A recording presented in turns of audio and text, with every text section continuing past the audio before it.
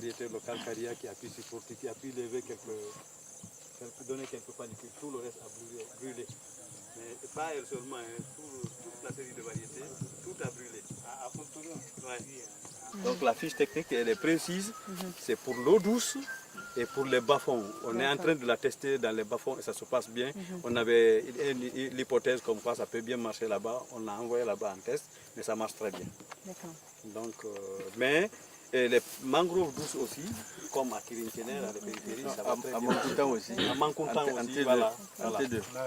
Maintenant, dans toutes ces caractéristiques, on a même préparé ici, à Tatema, ici, on a fait la cuisine étivée, bouillie, non étivée, on a mangé, on n'a pas invité beaucoup de monde, hein, parce qu'il n'y avait pas beaucoup, mais on trouve que les graines sont de bonne qualité aussi.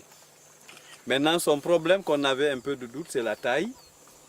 Mais finalement, quand les conditions sont bonnes, on a vu qu'elle a la même taille que les balantas d'autres variétés qui sont bien vulgarisées ici. Donc, pratiquement, en termes de, en tout cas, présentation, elle est bonne. Il y a des paysans là qui veulent l'essayer un peu du côté continent, même si c'est en zone de mangrove, un peu en hauteur. Quoi. Il y a pas de quand on est venu avec les paysans. Les mêmes paysans de Kirinkener là, et d'autres là, on a fait une visite là-bas.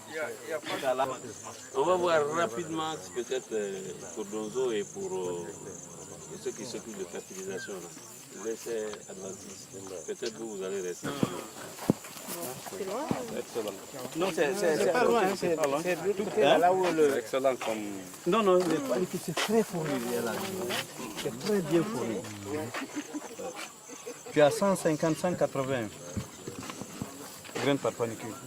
En tout cas, en arrière mangrove, ça va marcher bien. Ça peut aller... Comment c'est vers celui-là? Le réseau, quoi. Vous expliquez pour Ella Isso ce que vous faites.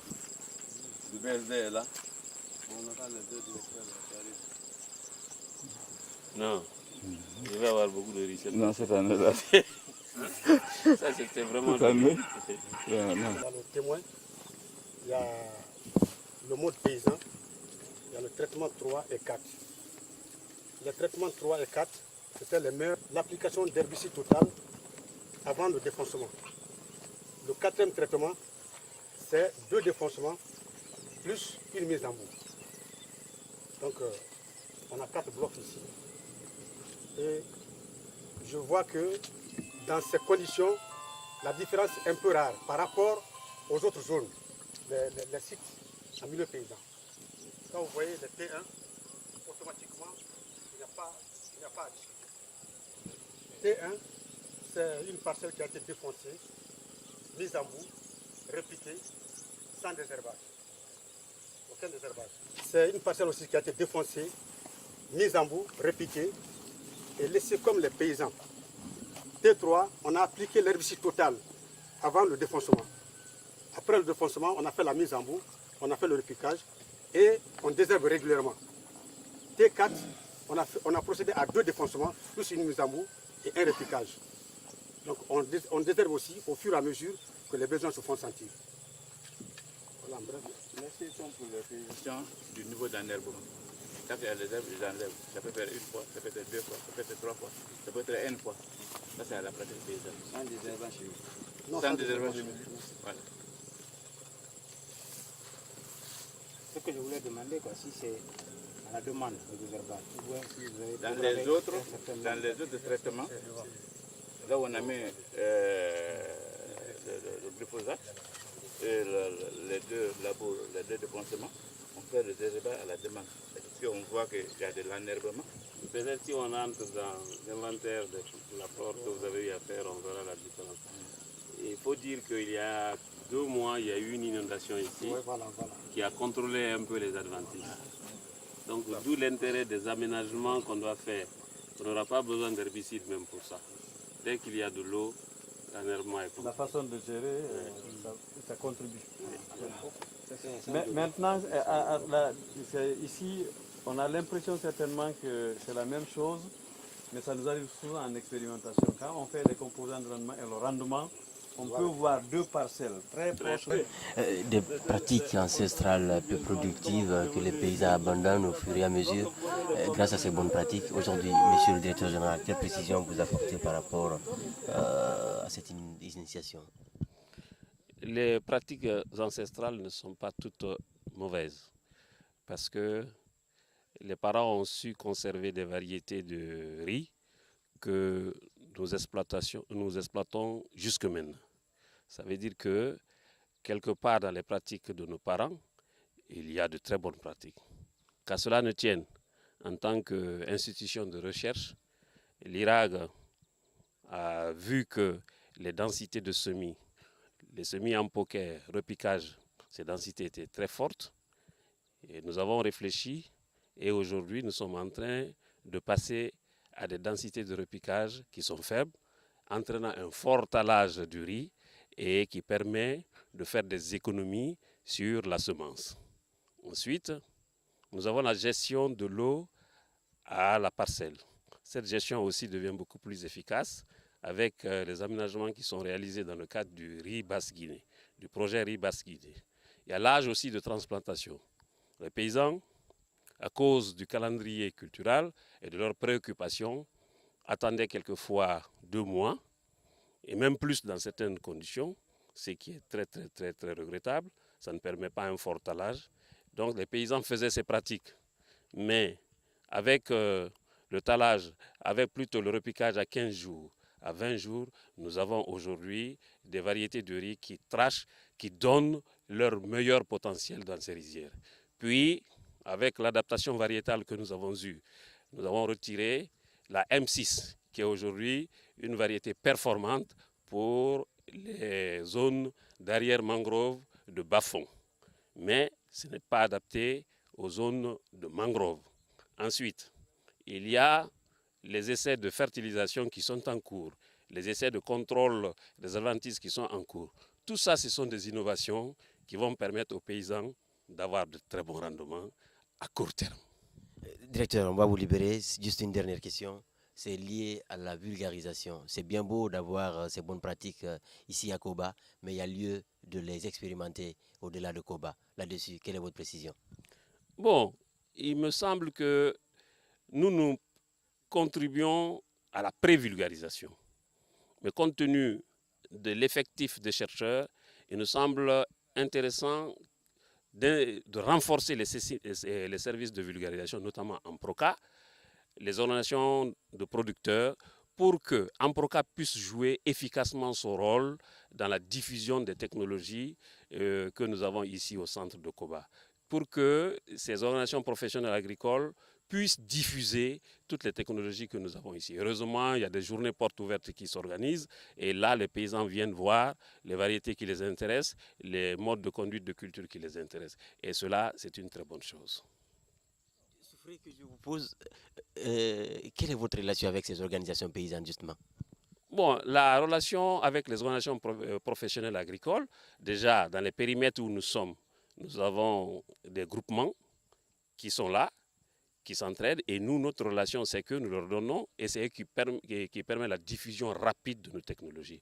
Nous avons donc des relations très opérationnelles, dénuées de toute forme institutionnelle, et en plus, avec la vulgarisation, c'est notre partenaire privilégié. Il n'y a pas de barrière de frontière. La preuve, c'est la présence des services agricoles de Amproca ici. La preuve, c'est la présence du BSD et des représentants de ces organisations professionnelles agricoles. Donc, ici, je dois dire que, honnêtement, il n'y a pas de barrière entre nous. Il n'y a pas de barrière, sans frontières. Merci. Merci. Oui.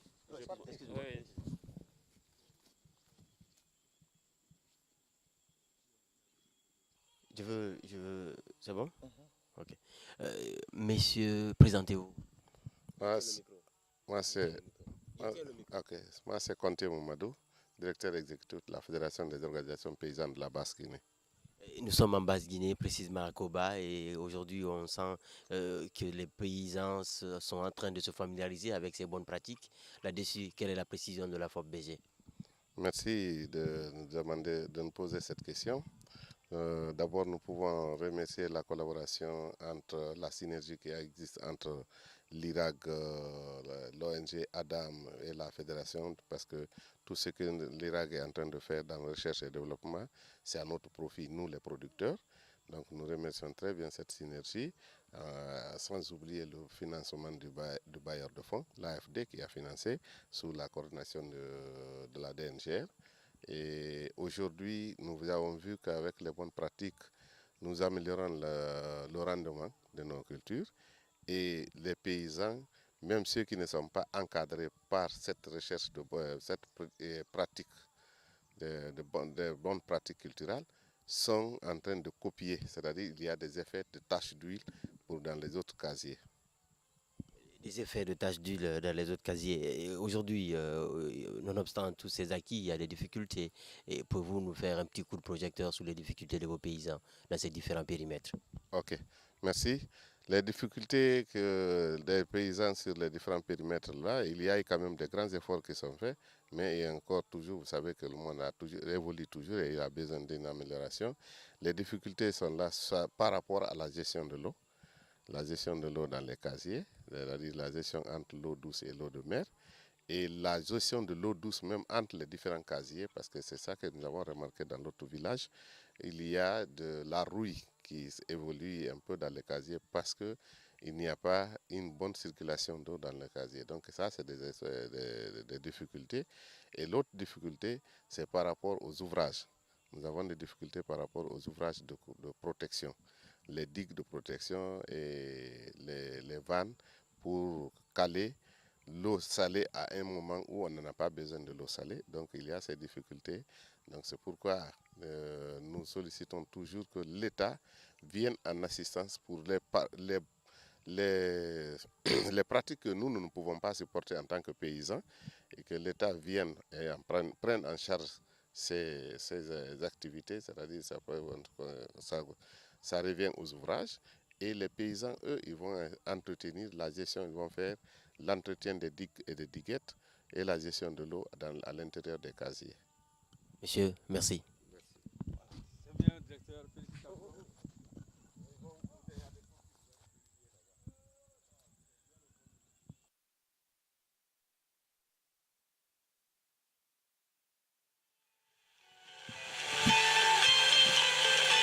Ya tira hera. Anu ba lo mu muna be.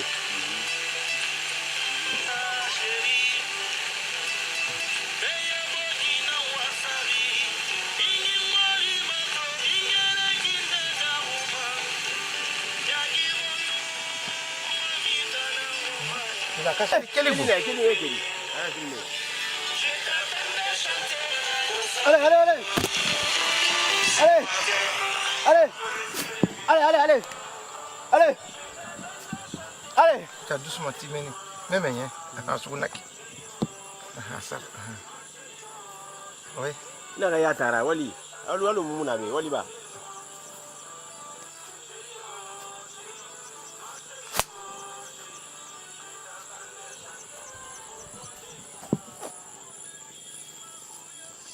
Ok.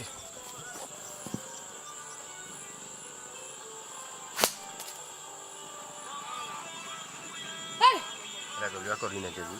Ouais. C'est bon? Alors? Oui. Allez, t'as engagé. Dangali Salif Silla. Ah, Salif Silla, monsieur ma fille. Na woni kiri fene. Ah, ina worki de fende to ngona wali mabe. Si bana ntongo. Ah, namuna fine be kamze. Ah, amuna faina bayati ati. Mena mama na won. Tera fulu. Koni kiri fi, koni problème na nganti mo mena valambe. Koni utoro na nganti ma. Allons-y. Ouais, beto. Oni mutoro mbe yati ati. Kweni ba mumuda wa mafu fiti leridi mufati takwi. Tungu fe gesege mamunakati.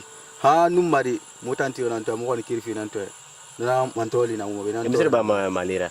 Infa idona malima imali bombo imali sende na kuyanyi na kanaki nena mfama ni mali yemi ni fe mali yemi donc na mali tamma ayi sama sono barato mali tambilo ngona kana mala sono donc mo fa yo ne nan tankira bi. OK, c'est bon. C'est bon. Akiri ba. Allez, bora. Allez, bora. Kiri, oui. Kiri Nasca. Il y a l'autre aussi, on peut prendre. Allez, voilà.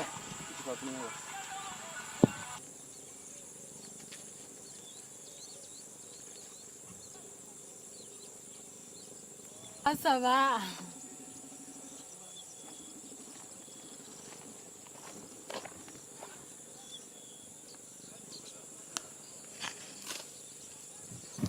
De lantina ya. Meti ya fait vraiment. Ouais, la maquia na ya muna vaina na obe. On est autour na kantima, atangleli. Ndangle Abu Kamara.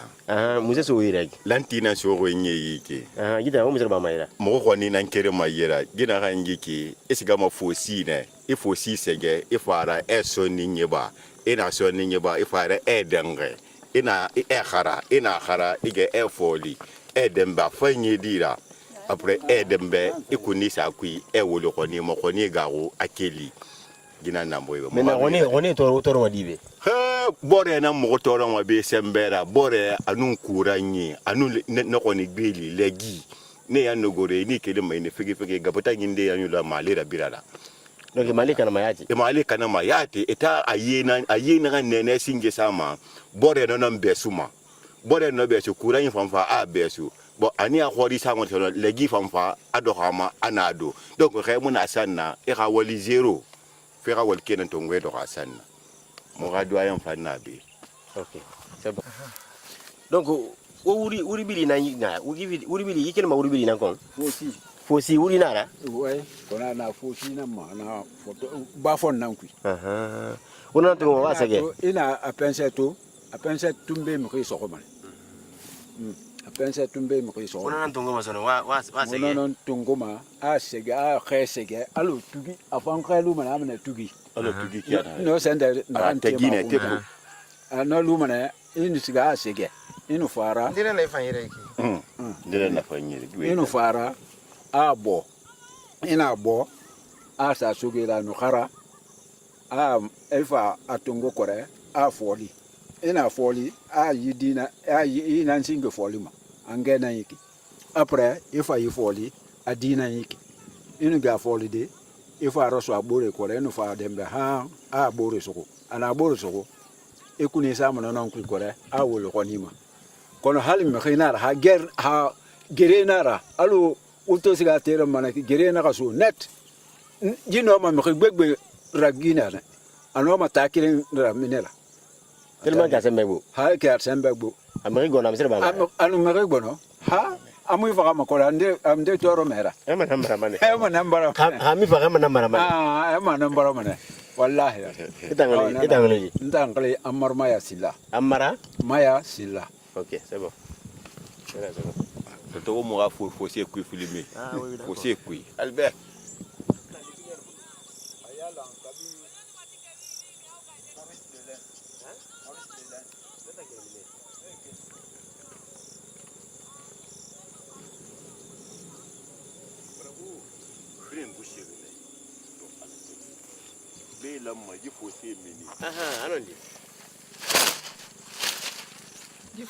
Yifa numbore kele mara.